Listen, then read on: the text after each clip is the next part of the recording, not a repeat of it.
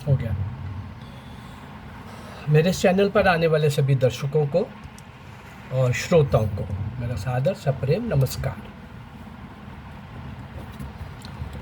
इस चैनल के माध्यम से 190 वर्ष का पिछला इतिहास, ईस्ट इंडिया कंपनी के आने से लेकर ब्रिटिशर्स के जाने तक का इतिहास, संघर्ष का इतिहास, बलिदान का इतिहास, हाँ गद्दारों के कुछ कलंकित पृष्ठ का भी इतिहास, लेकिन बलिदान होने वाले असंख्य लेकिन अज्ञात उन सब का भी स्वर्णिम इतिहास, स्वर्णिम पृष्ठ, ये सबका मिला जुला 190 वर्षों का मैं आपके सामने रख रहा हूँ। लेकिन प्रयास मेरा क्या है कि मैं आपको बता सकूं कि स्वतंत्रता रूपी महायज्ञ में कितने लोग आहूत हुए, असंख्य, और उनका नाम इतिहास में कहीं नहीं आया। सब तरह का कष्ट, सब तरह का बलिदान, वीरता, शौर्य, करिश्मेटिक काम, बड़े शौर्य वाले कमाल के कृष्णमयी काम, वीरता के नए इतिहास और नए रिकॉर्ड बनाने वाले, वो सब काम कहीं भी इतिहास में किसी के भी बताए नहीं गए। और हमें बताया गया आज़ादी चरखे ने और अहिंसा से आज़ादी मिल गई। मैं इन सब बातों को बहुत बार आपके सामने ला चुका हूँ। इससे बड़ा क्रूअल मजाक कोई और हो नहीं सकता। पर चलिए हम अपनी उसी राह की तरफ बढ़ते हैं। इस श्रृंखला में मैं आपकी 340 वीडियोस दे चुका हूँ। 40-50 उसमें देशभक्ति के गीत, 5-7 करंट टॉपिक्स के ऊपर, और बाकी शेष 300 होने को होंगे ऐसे महान क्रांतिकारी, क्रांतिवीर जो भारत माँ की स्वतंत्रता के लिए सर्वस्व निछावर कर गए, लेकिन उनका कहीं भी नाम नहीं आ पाया। मैं वो स्मरण कराने के लिए, आपको उनको श्रद्धांजलि देने के लिए, उन क्रांतिवीरों को, मौन तपस्वियों को, उन नींव के पत्थरों को आपके सामने ढूंढ ढूंढ के ला रहा हूँ।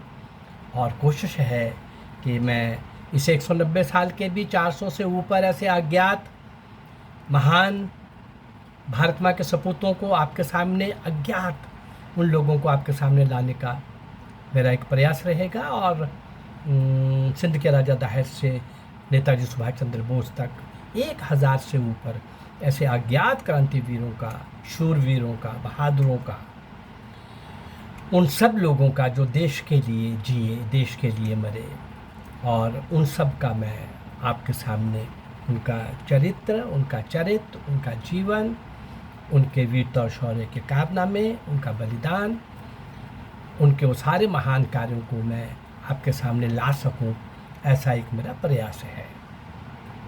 अभी हम जो कल के एपिसोड में चर्चा कर रहे थे, और वैसे भी ये क्रांतिकारियों का स्वर्णिम चल रहा है, 75 वर्ष उसके संपन्न हो रहे हैं, और ऐसे क्रांतिकारियों की शौर्य गाथा, क्रांति के, स्वतंत्रता के इस 75वें वर्ष में पूरे देश के अंदर भारत सरकार भी इसके लिए काफ़ी कुछ कर रही है। और मैं भी लगभग 2 साल से इस काम में लगा हूँ, आपके सामने जो ला रहा हूँ। इससे पहले ये प्रयास इतने बड़े पैमाने पर, इस तरह का प्रयास कभी नहीं हुआ। अभी मैं उस महान क्रांतिकारी को जो आपके सामने लाया था, वो थे धन सिंह गुर्जर। धन सिंह गुर्जर का वो पंक्तियाँ भी मैंने सुनाई जो लोगों के जनमानस में लोकगीत बन करके उस लोक नायक को, उस क्रांतिवीर को लोग आज भी किस तरह से याद करते हैं। हरियाणवी रागनी में 1857 के संग्राम की चिंगारी सुलगाने वाले वीर धन सिंह पर रचा वो गीत भी मैंने आपको सुनाया। और 10 मई 1857 को मेरठ में जो सैनिकों ने, भारतीय सैनिकों ने विद्रोह किया, और जिस प्रकार का बताया गया, हमें इतना ही बताया गया कि ये धन सिंह गुर्जर तो बस एक था, और पता है आपको वो सरकारी कर्मचारी था, कोतवाल था। धन सिंह कोतवाल के नाम से ही मैं आपको अभी तक सुना रहा हूँ, लेकिन वो धन सिंह गुर्जर है। गुर्जरों के कितने गांव और कितने लोग, और इसके नेतृत्व में, धन सिंह गुर्जर के नेतृत्व में किस प्रकार से वो देश की स्वतंत्रता के लिए अंग्रेज़ों की इतनी बड़ी राक्षस सत्ताशाही के साथ लड़ते रहे, ललकारते रहे, अधिकांश विजय प्राप्त करते हुए, विजय सेहरा बांधते हुए, विजय पताका फहराते हुए आगे बढ़ रहे थे।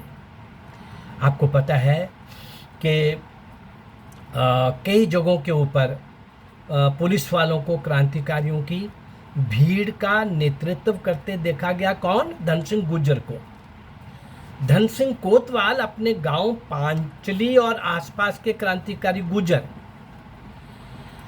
बाहुल्य गांव जो थे, जैसे घाट, नंगला, गगोल, ऐसे कुछ गांव की जनता के संपर्क में थे धन सिंह गुर्जर। और धन सिंह कोतवाल का संदेश मिलते ही हजारों की संख्या में गुर्जर क्रांतिकारी रात में मेरठ पहुंचे। मेरठ के आसपास के गांव में ये बड़ा प्रसिद्ध है, एक किंवदंती है और प्रसिद्ध है। इस क्रांतिकारी भीड़ ने धन सिंह कोतवाल के नेतृत्व में रात 2 बजे, ये जन जन की जुबान पर है, रात के 2 बजे 836 कैदियों को छुड़ा लिया और जेल में आग लगा दी। मेरठ शहर और कैंट में जो कुछ भी अंग्रेजों से संबंधित था उसे इन क्रांतिकारियों ने, इस क्रांतिकारी की भीड़ ने पहले ही नष्ट कर दिया था, नष्ट कर चुकी थी। ये सारा वर्णन जब हम देखते हैं, मैं कल के एपिसोड में भी बता रहा था कि किस ढंग से कहाँ कहाँ गए और कैसे कैसे वो विजय पताका फहराते हुए वो आगे बढ़ रहे थे, ये सब आपने देखा। लेकिन इस सारे वर्णन के बाद और विवेचना के बाद हम निस्संदेह कह सकते हैं कि धन सिंह कोतवाल ने 10 मई 1857 के दिन मेरठ में मुख्य भूमिका का निर्वाह करते हुए क्रांतिकारियों का नेतृत्व किया था। 1857 की क्रांति को जो ब्रिटिश साम्राज्यवादी इतिहासकार हैं वो क्या व्याख्या देते हैं? उनके अनुसार 1857 का गदर, उनके शब्दों में गदर, मात्र एक सैनिक विद्रोह था जिसका कारण मात्र सैनिक असंतोष था इन क्रांतिकारियों का। लेकिन इन इतिहासकारों का मानना है कि सैनिक विद्रोहियों को कहीं भी जनप्रिय समर्थन प्राप्त नहीं था। ऐसा कहकर वे ये बताना चाहते हैं, वो इतिहासकार, साम्राज्यवादी इतिहासकार, कुछ अंग्रेज और कुछ अंग्रेजों के पिट्ठू भारतीय इतिहासकार भी, ब्रिटिश शासन निर्दोष था ये वो सिद्ध करना चाहते थे। आम जनता उनसे संतुष्ट थी। ऐसा कहकर वो ये क्या बताना चाहते हैं कि ब्रिटिश शासन निर्दोष था, आम जनता उनसे बिल्कुल संतुष्ट थी। अंग्रेज इतिहासकार जिनमें जॉन लॉरेंस सरीखे और भी कुछ प्रमुख लोग, उन्होंने 1857 के गदर को मात्र एक सैनिक विद्रोह मान लिया। उन्होंने ऐसा ही माना।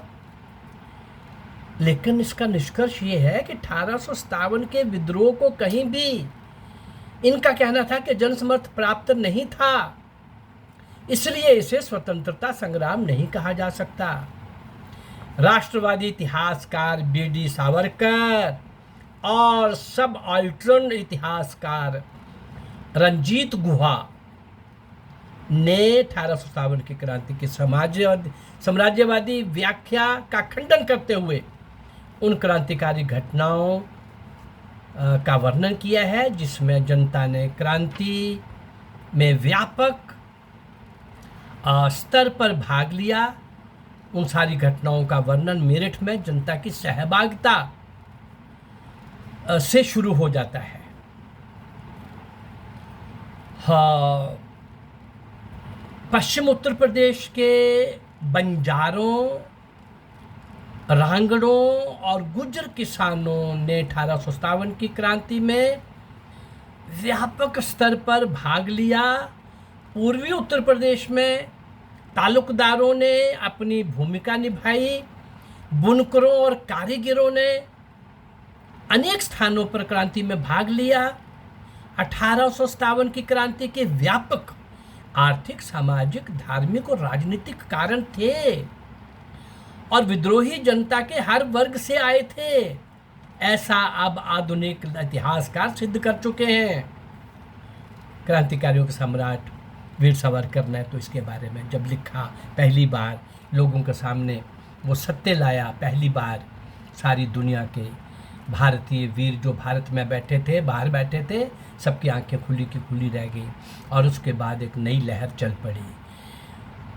स्वतंत्रता संग्राम पर लिखा हुआ उनका वो समर ग्रंथ, उसने भी बहुत बड़ा एक टर्निंग पॉइंट लाया। लेकिन इतना सारा सहभागिता होने का और एक राष्ट्रीय स्वतंत्रता संग्राम था, परंतु 1857 में जन सहभागिता की शुरुआत कहाँ और किसके नेतृत्व में हुई? इस जन सहभागिता की शुरुआत के स्थान पर इनमें सहभागिता प्रदर्शन करने वाले लोगों को ही 1857 की क्रांति का जनक कहा जा सकता है, क्योंकि 1857 की क्रांति में जनता की सहभागिता की शुरुआत धन सिंह कोतवाल के नेतृत्व में मेरठ की जनता ने की थी। इसलिए ये ही 1857 की क्रांति के जनक कहे जाते हैं।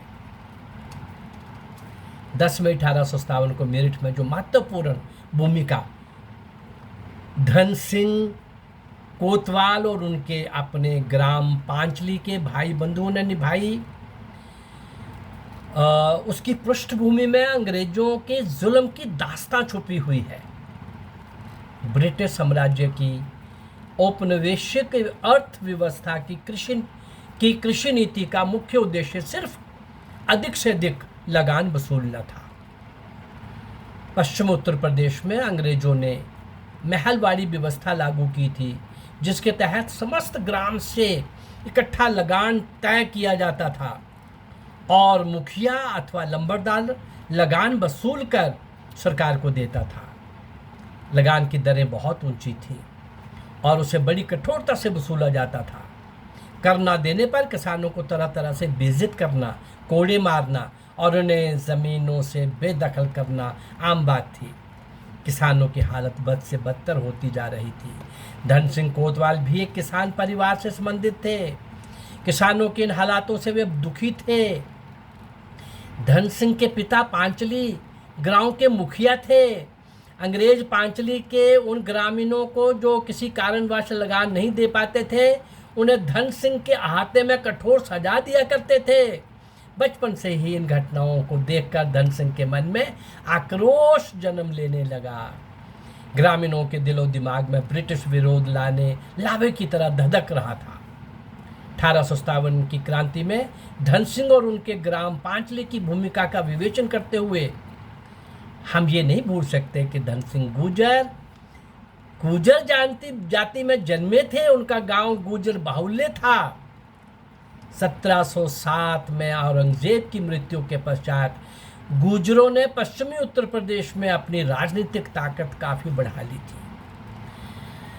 मैं थोड़ा आगे लेके चलता हूं आपको। हाँ, बहुत ज़्यादा मुकाबले और इन बहुत सारे कई गांवों से गुर्जरों का उठ खड़े होना और स्वतंत्रता संग्राम में कूद पड़ना, बहुत सारे गांव और साथ में पंजाब और राजस्थान से लेकर महाराष्ट्र तक के गुर्जर इस स्वतंत्रता संग्राम में कूद पड़े थे। हजारों की संख्या में गुर्जर बलिदान हुए और लाखों गुर्जरों को ब्रिटेन के दूसरे उपनिवेशों में कृषि मजदूर के रूप में निर्वासित कर दिया गया। इस प्रकार धन सिंह और पांचली घाट, नंगला और गगोल ग्रामों के गुर्जरों का संघर्ष गुर्जरों के देशव्यापी ब्रिटिश विरोध का हिस्सा था। ये तो बस एक शुरुआत थी। 1857 की क्रांति से कुछ समय पूर्व की एक घटना ने भी धन सिंह और ग्रामवासियों को अंग्रेजी शासन को उखाड़ फेंकने के लिए प्रेरित किया। ऐसा माना जाता है कि 2 अंग्रेज और एक मेम एक गांव में आए। मैं संक्षेप में इस घटना का वर्णन करूंगा। आखिरी जो इमीडिएट कारण बना बहुत बड़े युद्ध का, और लोग देख करके उनको भड़क गए और उनको पकड़ लिया और उनके साथ उस प्रकार का व्यवहार हुआ। उसमें से एक लोग गुस्से में थे, क्रोध में थे, अंग्रेज़ों के अत्याचारों से, शोषण से परेशान थे। एक व्यक्ति उनसे, 3 में से एक अंग्रेज़ भाग करके गया और उसने बताया कि ऐसे ऐसे फलां गाँव में मेरे दूसरे 2 साथियों को पकड़ लिया गया है और मैं किसी तरीके से भाग के आया हूँ। वो वहाँ से 2 घंटे के बाद 25-30 सिपाहियों के साथ वो अंग्रेज़ वापस लौटा, और तब तक किसान जो थे अंग्रेज़ सैनिकों से छीने हुए हथियारों, जिनमें एक सोने की मूठ वाली तलवार भी थी, और जो लेकर भाग चुके थे किसान, इस घटना की जांच करने और दोषियों को गिरफ्तार करने के लिए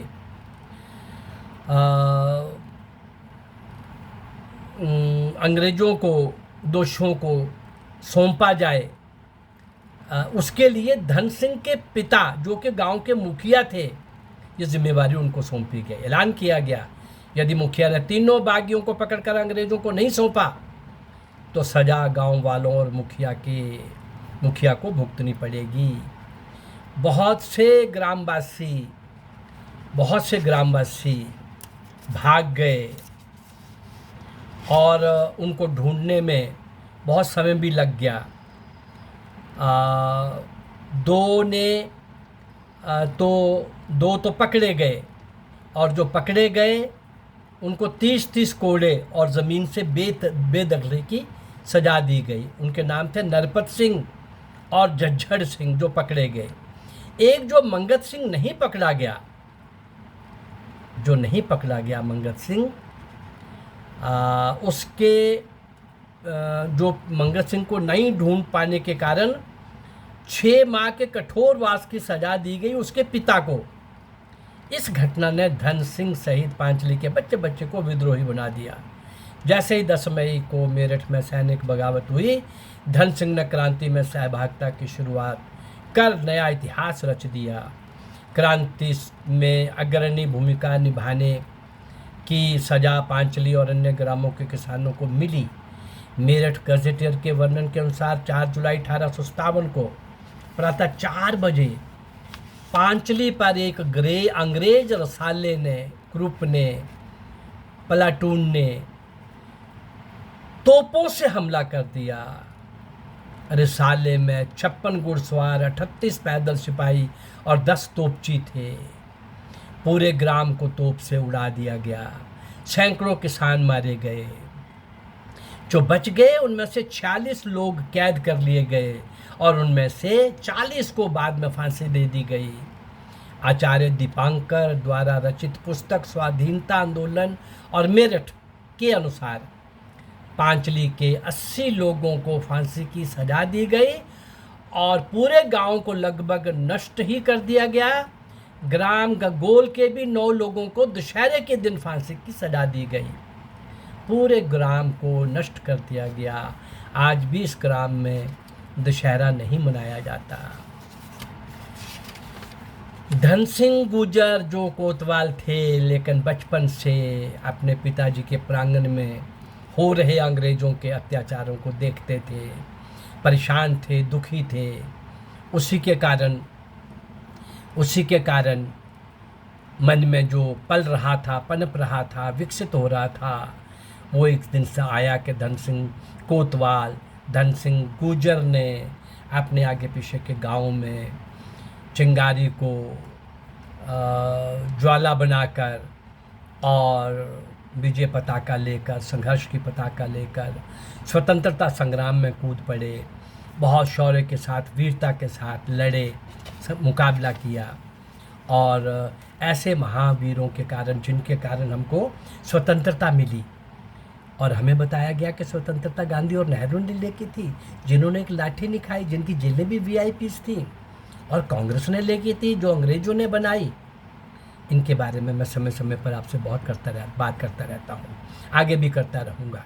लेकिन सारे इन अज्ञात महान आत्माओं को, हुतात्माओं को श्रद्धांजलि देने का काम मैं कर रहा हूँ। मेरा ये प्रयास अगर आपको अच्छा लग रहा है तो मेरे चैनल को लाइक करिए, सब्सक्राइब करिए और इसको सब्सक्राइब शेयर करिए। नमस्कार।